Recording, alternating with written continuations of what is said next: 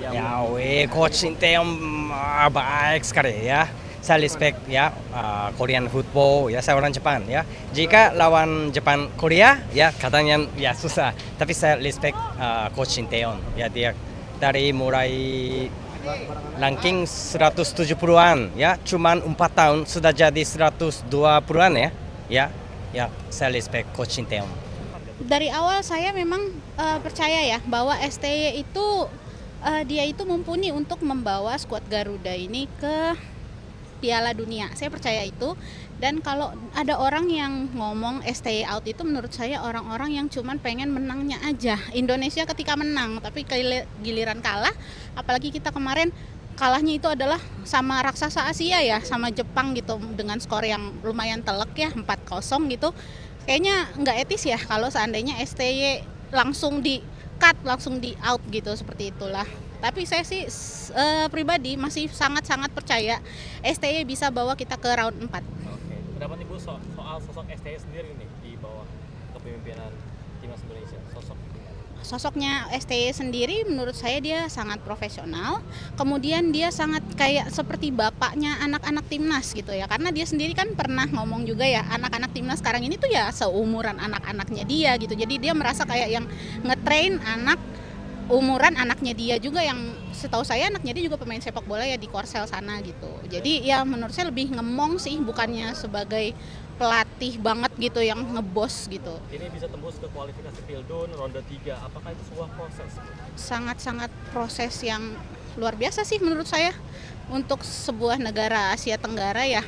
Yang lain kan sempat masuk juga ya dengan juru kunci, sedangkan sekarang kita dengan kemenangan tadi kita bisa tiba-tiba jos ke peringkat 3 gitu ya, mengalahkan kita nyalip Arab Saudi bahkan gitu. Menurut saya sih sangat-sangat percaya saya bisa lanjut ke round berikutnya. Oke, baik. Kalau dari hasil malam ini kayaknya enggak lah ya. Tapi kalau kita lihat dari secara keseluruhan ya, kita lihat dari kombinasi pemain. Dengan malam ini kan Kevin Dix berhalangan tampil, tapi kita main juga lebih bagus. Kita punya peluang, bahkan malam ini juga Arab itu hampir sama sekali nggak ada peluang lah ya.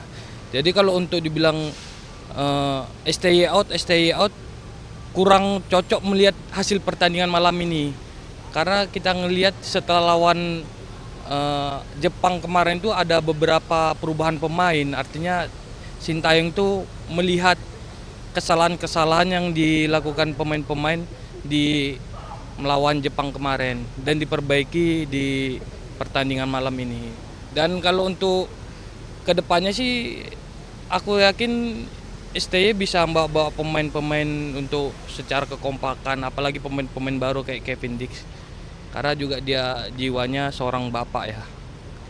Jadi ya masih percaya aja sama Sintayong sih.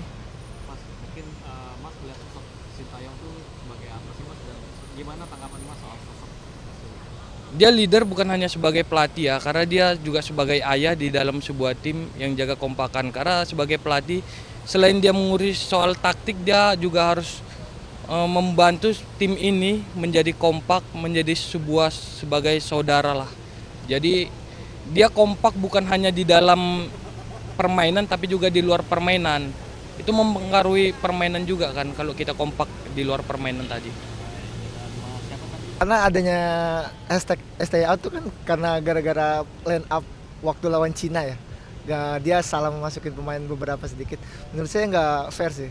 Maksudnya prestasi dia sampai timnas Indonesia di bawah sampai sekarang nggak fair sih kalau misalnya dia out.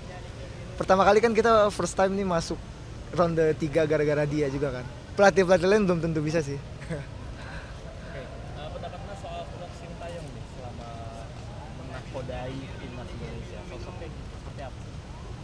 Humble sama keras juga sih kelihatannya. Kayaknya dia keras ke pemain tapi agak sedikit humble juga. Dan Mas tadi kan ngomong melihat progresnya timnas Indonesia ya. Nah, bagaimana Indonesia di bawah kepelatihan STY? Bagus sih, cuman ya namanya pelatih baru beberapa tahun ya harus ada proses lah. Nggak mungkin instan juga sih. Tapi kita lihat pasti masuk Piala Dunia. Mas Diki, terima kasih. Siap. Kalau menurut saya rada kurang ya, soalnya lawannya juga Jepang kan. Kalau fans aja nggak ada di belakang timnya sendiri, di belakangnya Sintayong, kita nggak akan bisa langsung forward ke depan karena sedikit kalah langsung minta ganti, sedikit kalah minta ganti. Oke, Mas, dari di mata Mas sendiri melihat sosok Sintayong itu seperti apa sih di saat dia memimpin timnas Indonesia? Sosoknya seperti apa? Yang saya lihat sosoknya lebih kayak orang tua dari anak-anaknya pemain ya. Jadi lebih suasana kekeluargaan di timnasnya. Jadi nggak ada jenjang antara bos dengan pemain-pemain. Itu yang dibutuhin sebenarnya dari semua tim kan. Kita udah hampir 3 tahun lebih atau 4 tahun gitu ya STY menakodai timnas Indonesia. Bagaimana Mas melihat timnas Indonesia di bawah kepelatihan STY? Gimana progresnya? Jujur bangga. Saya bela-belain datang dari Australia untuk nonton timnas. Dari semua home game, alhamdulillah dicoba untuk datang ke sini. Artinya sebangga itu. Sebangga itu. Bener-bener saya gemeter ngomong masalah timnas. Oke, baik Mas Syarif, terima kasih. Terima kasih. Biasalah supporter Indonesia kan kalau misalkan Indonesia lagi dalam keadaan kalah, carut marut, langsung keluar semua STY out, ganti pelatih dan lain sebagainya. Tapi kan sebenarnya semua itu butuh proses. Dan proses Indonesia sekarang ini sebenarnya proses yang mendekati dari keberhasilan. Karena udah sejauh ini, sekarang Indonesia udah ada di peringkat 3 di klasmen grup yang sekarang ronde ketiga ini. Jadi peluang untuk ke Piala Dunia ini masih ada, asa itu masih ada. Mas, kalau dilihat dari kacamata Mas, Ya. sosok Sintayong itu seperti apa sih Mas? Dia pelatih yang luar biasa ya. Jadi sepengetahuan saya, cerita dari orang dalam timnas itu Sintayong benar-benar ketika ada pemain yang telat 5 menit saja udah langsung dapat hukuman, dan hukumannya untuk satu tim. Jadi sedisiplin itu beliau. Iya, luar biasa disiplinnya, secara taktikal juga bagus. Oke, Mas, ini udah bertahun-tahun kita dilatih. Ya. Bagaimana Mas melihat progresnya sejauh ini? Significantly ada peningkatan Indonesia. Jadi dari peringkat FIFA aja dari sebelumnya 170 sekian, sekarang udah 130. Udah ada peningkatan sekitar 40 peringkat kan. Dari peringkat sudah naik, kemudian dari segi prestasi juga timnas udah mulai banyak prestasinya, dan secara tahapan Piala Dunia pun udah jauh. Belum pernah ada timnas, even kali ini timnas gagal lolos ke Piala Dunia pun, ini adalah prestasi terbaik timnas. Oke. Terima kasih. Tidak ya, karena menurut saya sih Sintayong membangun fondasi sepak bola Indonesia.